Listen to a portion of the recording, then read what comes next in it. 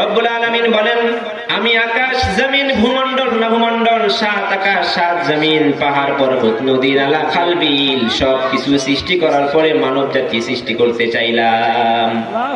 তখন আমি আল্লাহ জিবরাইল আমিনকে ডাকলাম, ও জিবরাইল আসো।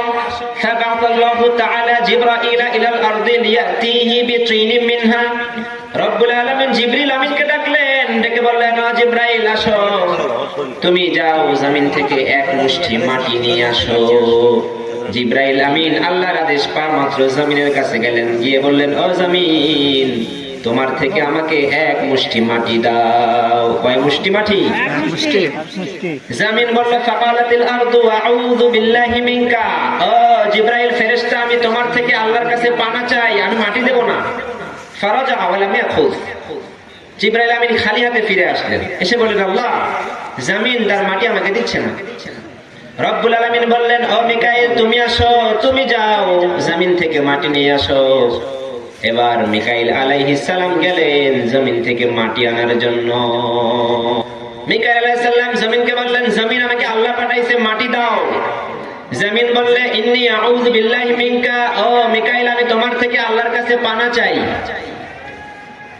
মিকাইল আলাইহিস সালাম তিনি খালি হাতে ফিরে গেলেন। ও মুসলমান, আল্লাহ তাআলা দুইবার যখন দেখলেন দুইজন ফেরেশতা খালি হাতে ফিরে আসলেন, আল্লাহ তাআলা এবার ফাবাসাল্লাহু তাআলা মালাকাল মাউত আজরাইল।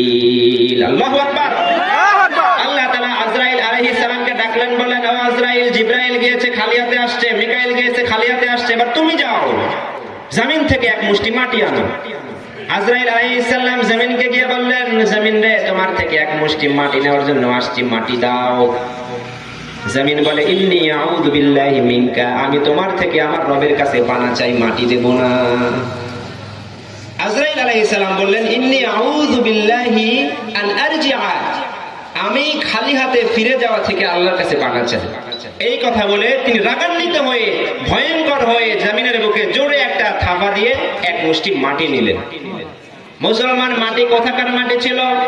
বাংলাদেশের মাটি, চীনের মাটি, অস্ট্রেলিয়ার মাটি, সৌদি মাটি, সারা পৃথিবীর সকল মাটি হতে তিনি এক মুষ্টি মাটি নিয়েছিলেন।